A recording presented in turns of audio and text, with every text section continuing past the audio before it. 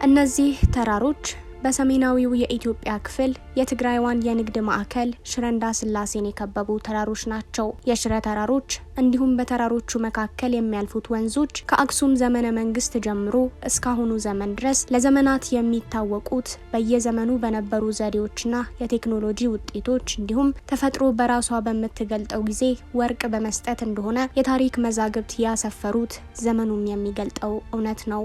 ከሰሜን ምዕራቡ የትግራይ ክፍል ከነዚህ ተራሮች የሚወጣው የወርቅ ሀብት ከኢትዮጵያ አልፎ በቀደመው ጊዜ ወደ ተለያዩ የስልጣኔ ቀደምቶች የሚደርስ ብሎም በአሁኑ ዘመን በአንድም በሌላ መንገድ ወደ ዓለም ገበያ የሚቀርብ ነው። ዛሬ ግን ከነዚህ ተራሮች ወርቅ ብቻ አይወጣም። በቂ ምግብ ከማጣት ብዛት የደከመ ጉሮሮ የሚያወጣው የድረሱልኝ ድምጽ መፍትሄ በማጣትና ተስፋን በመሰነቅ ብቻ የሚንከራተት የእናቶች አይን ከቡረቃቸው ጀርባ ነገ የተሻለ እንዲሆን የሚመኙ ህጻናት የተራሮቹ ሌላኛው ገጽታ ሆነው መታየት ከጀመሩ ሰነባብተዋል። تعمان ما قنعت فغيا ولا حدث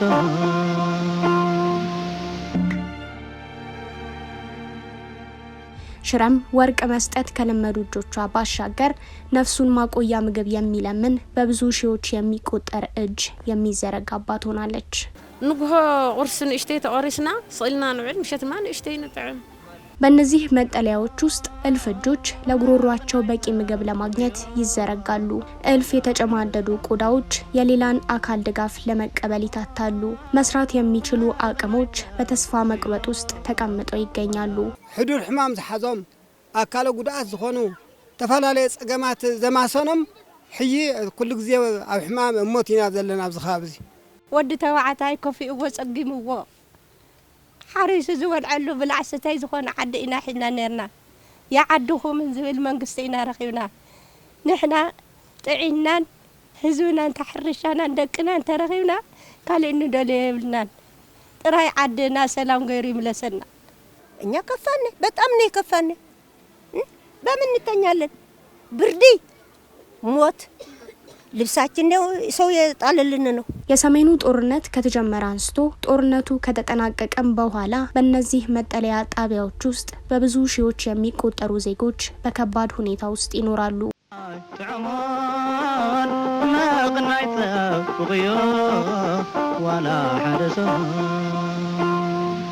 እንደ ሌሎቹ የትግራይ አካባቢዎች የሽረ ከተማና አካባቢዋ ትምህርት ቤቶችም ተማሪዎችን በመመዝገብ ፈንታ እልፍ ተፈናቃዮች ሰፍረውባቸዋል። በየክፍሎቹ ውስጥ የመማሪያ ወንበርና ጠረጴዛ ጠመኔና ሰሌዳ በመኖሩ ፈንታ በየማዕዘናቱ ጥጎች አልጋዎች ተዘርግተውበታል። በአንድ የመማሪያ ክፍል ውስጥ ቢያንስ 5 እና ከዚያ በላይ አልጋዎች ይዘረጋሉ።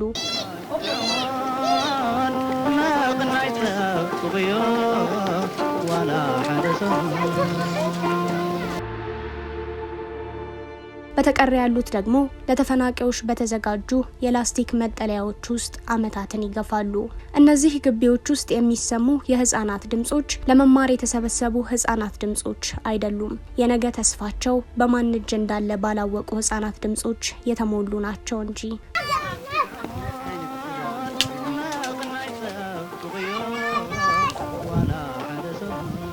በሽረ ከተማ ውስጥ ብቻ 18 መጠለያ ጣቢያዎች ይገኛሉ። በእነዚህ መጠለያ ጣቢያዎች ውስጥ ቁጥራቸው ከፍተኛ የሆኑ ተፈናቃዮች ህይወትን ይገፋሉ። ከነዚህ ከፍተኛ ቁጥር ከሚገኝባቸው የሽረ ከተማ የመጠለያ ጣቢያዎች ውስጥ ትልቁን የተፈናቃዮች ቁጥር የሚይዘው የፀሐየ መጀመሪያ ደረጃ ትምህርት ቤት በመባል የሚጠራው መጠለያ ሲሆን በውስጡም ከ8200 በላይ አባወራዎች ይገኙበታል ሲሉ የመጠለያ ጣቢያው አስተባባሪ ይናገራሉ። እኔ ሀፍተ መሳይ ይሄ ነው የሚባለው የኔ ስራ ድርሻ ደግሞ የዚህ የአይዲፒ ፀሐየ ዋና አስተባባሪ ኮሚቴ ነኝ እና ከሁሉም አይዲፒ በጣም ትልቅ የሚባለው አይዲፒ ይሄ ነው። ስለዚህ ከሱ ጋር ተያይዞ ከትልቅ መሆን ተያይዞ የሚመጣ እርዳታም ወደ ሁሉም ማህበረሰብ አይደርስም። ስለዚህ አንዱ ሲደርስለት አንዱ ደግሞ እየሞተ ወይም ደግሞ እየተቸገረ ነው የምናገኘው ያለን እስካሁን። መጀመሪያ በዚህ 2 ወር ወይም 3 ወር የነበረው 7188 ነው። ከዞኑም ከወረዳዎችም ሁሉም ደብዳቤ እየተላከ ወደ ዘሚላ የሚላኩ ሰዎች አሉ። እነዚህ የመጡት ከምዕራብ ትግራይ አሉ፣ ከሱዳን አሉ፣ ከተለያዩ እስር ቤት የነበሩ ከተለያዩ የኢትዮጵያ ቦታዎች የነበሩም አሉ። ከዛም ይመጡ አሉ፣ አዲሶች አሉ። እዚህ መጠለያ ውስጥ ከሚገኙ ዜጎች ውስጥ አመዛኞቹ የሰሜኑ ጦርነት በተነሳበት ወቅት ወደዚህ የመጡ ናቸው። ስሜ ተክለ ብርሃን ኪዳን ነው የሚባል የነበርኩበት ቦታ ምዕራብ ዞባ ወረዳ ጸገዴ የሚባል ዲቪዥን ነው የነበርነው። ከዲቪዥን ተፈናቅለን ወደዚህ የመጣን በ2013 ዓመተ ምህረት እንደተፈናቀልን እዚህ ሽሬ የገባን 5 ዓመታችን ሞልቶ ወደ 6 ዓመታችን ነው እየሄድን ያለን። ከህብረተሰቡ የሽሬ ህዝብ ነው አብዛኛው ሲከናወንን እስካሁን ያለ የቆየም አሁን ግን ለሁሉ የተሸገረን ያለ ህብረተሰቡ ተሸግረዋል። እዚህ ያለ ተፈናቃይ ተሸግረዋል። በቀዳዳ ቸንዳ ተቆምጦ ያው ቸንዳ አሮጌ ቸንዳ ነው፣ የታደሰ ነገር የለም፣ የማያው የለም። ድርጅቶችም በሙላቸው ስለወጡት ለዚህ ያለ ህብረተሰቡ የሚጠይቀውና የማያው ሰው እስካሁን አላገኘም። ውሃ ትንሽ የሚገለገል የተሻለ የነበረ አሁንም እሱም ተቋርጠዋል። ሽንት ቤቱን ተበላሽተዋል እንዳለ አሁን ሽንት ቤቱ የጸዳ አይደለም፣ ተበላሽቶ የሚጠርገውም የለም ማለት ነው። ከዛ የመናጻጸያ የሚባልም እንደ ሳሙና ሌሎች የሚሰጥ የነበረ ሞዲዮስ ምናምን ለሴቶች ለወንዶች የራሱ በየአይነቱ እሱም የለም፣ ተቋርጠዋል።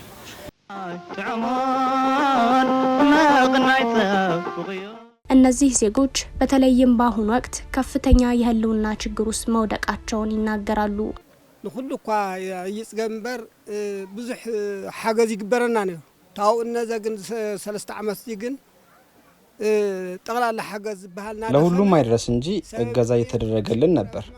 በዚህ 3 ዓመት ግን ጠቅላላ እገዛ የሚባል ነገር እየተዳከመ ነው። ሰው ወደ ረሃብ፣ ወደ ችግር፣ ወደ ህመም እየሄደ ነው ያለው። ይህ አይዲፒ ወደ 7500 የቤተሰብ መሪ አለበት። በሱ መጠን በቤተሰብ ስታሰላው ወደ 30 ሺህ የሚጠጋ ዜጋ የሚኖርበት ነው። አካል ጉዳተኞችና በተለያዩ ህመሞች ውስጥ የሚገኙ ወደ 2000 የሚጠጉ ናቸው።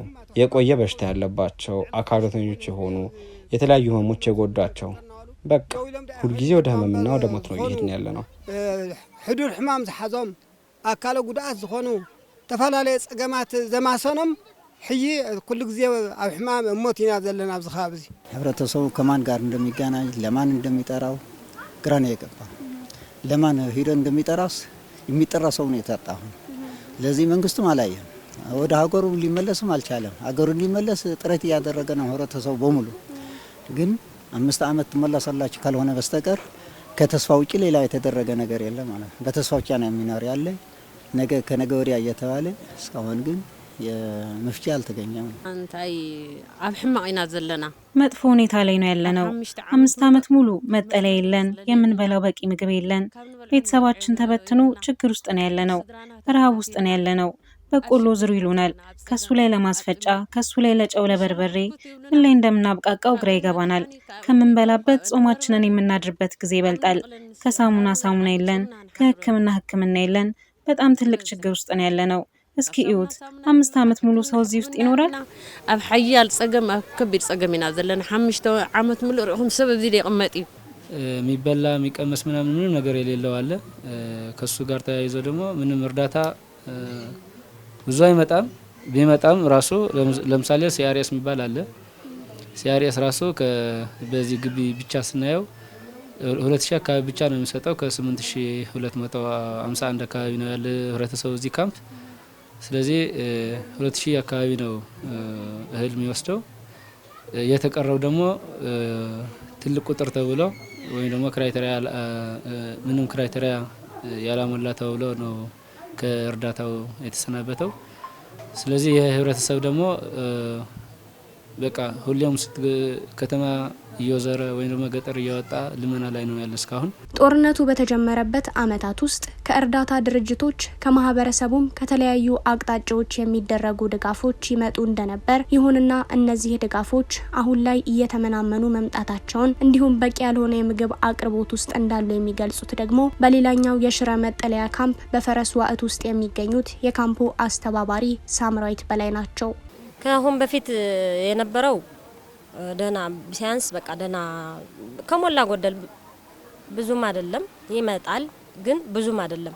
ቢያንስ አሁን ብዙ ታማሚ ያለን ከዚህ ሽኳሪያ ተጠቃሚ ያለ፣ ደም ግፊት አለ፣ ብዙ አይነት በሽታዎች የያዟቸው ሰው አሉ እዚህ።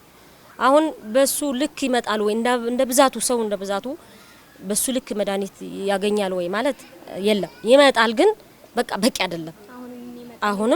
አሁንም ራሱ የሚመጣው በቂ አይደለም። ምክንያቱም እንደምታየው ነው በቂ የሆነ መድኃኒት ስለሌለ በቂ የሆነ በቃ ለሱ የሚጠቅመው ነገር ለሱ የሚሆነው ነገር በቂ ነገር ስለሌለ ያው ሰው ተጎድቶ ያው የወደቀ ሰውነቱ ያበጠ እግሩ ያበጠ ነው መሄድ ያለ ማለት ነው። ስለዚህ ለምን በቂ ስላልሆነ ነው ሁሉም የሚመጣው ነገር እዚህ በቂ አይደለም። በስፍራው ያገኘናቸው በእድሜ ጠና ያሉ እናት ስማቸው ወይዘሮ ሲሳይ ተስፋ ስላሴ ይባላል። ወደዚህ መጠለያ ካምፕ እንዴት እንደመጡም ይገልጹልናል። ተስፋ ስላሴ ይባላል። እኛ ወረዳ ቃፍታ ሁመራ ነው የመጣነ። ስንመጣ እኔን ልጅ ሞቶብኝ በመንገዱ ከፍቶ ይሸጉረይ እኔን ከዚህ መጥቼ ወደ ብዘት እጄ ከብዘት ደግሞ በመለስ ልጆችን ብዬ በመለስ ማሳለፊያ አጥቼ ከዚህ ዩኒቨርሲቲ ገባሁ። ከዩኒቨርሲቲ ወድቄ ጎኔን አጥንቴን ተሰብሮ ስቀመጥ ወደ አክሱም ሄድኩ። ከአክሱም ደግሞ ተመልሼ ታምሜ ወድቄ ምንም የበላው ምጠጣው የለኝም። ከአክሱም ወደዚህ ሰው አመጣኝ።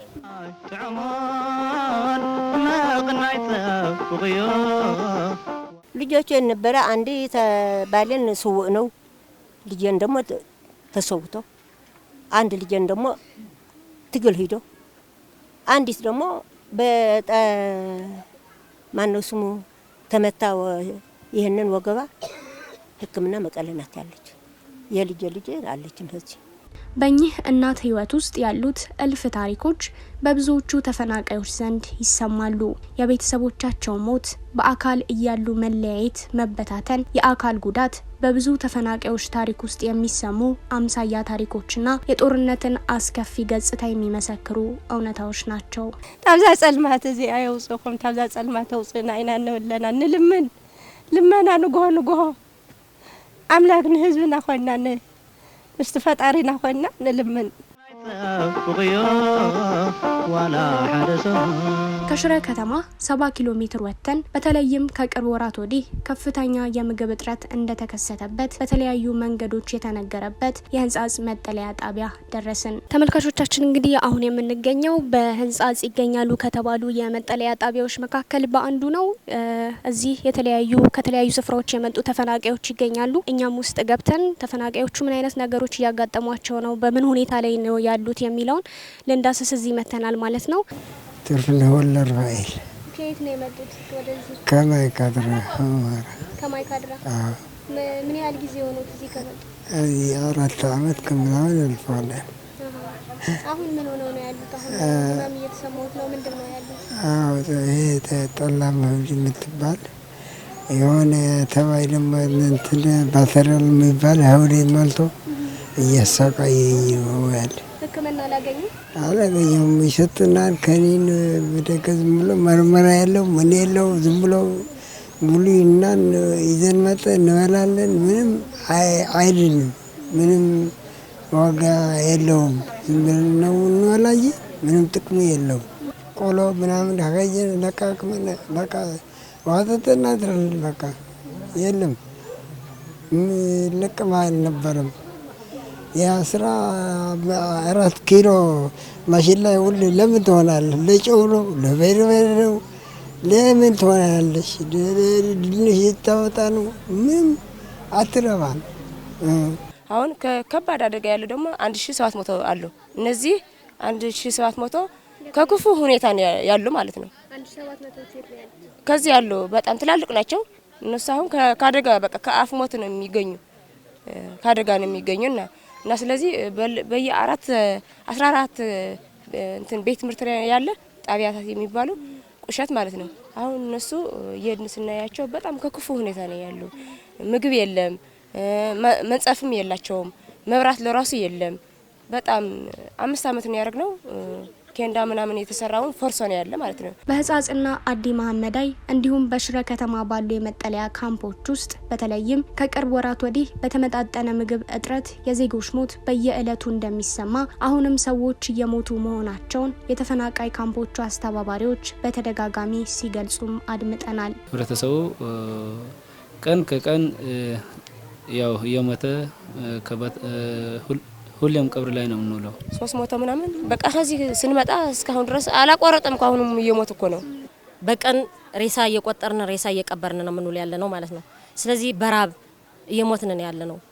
تعمان ما قنعت فوقيو ولا حدث የተወሰኑ እርዳታዎች የሚሰጡ ቢሆንም የሁሉንም ጉሮሮ በበቂ ሁኔታ መሸፈን የሚችል እንዳልሆነ ተፈናቃዮቹ የሚሰጡት ቃል ነው። ቀን በቀን የሞት ጉርጓድ አፋፍ ላይ ሆነው የሚያቃስቱ ዜጎች የሚመለከታቸውን አካላት ሁሉ ድጋፍ ይሻሉ። እኔ ሕክምና ነው ትንሽ ሌላ ሕክምና አገኘው ሕክምና ነው የምፈልገው። እኔ ምንም ሌላ ነገር የለም። በነጋ ነጋ እንዲህ ነው እንደዚህ ነው ተብሎ መፍትሄ አይሆንም። የሚመጣ ዱቄትም ማንም ይሄ መፍትሄ አይሆንም። ምንፈልገው አገራችን ሰርተን ዋላ አፈሩን ሽጠን እንበላለን። አገር ጥሩ ነው።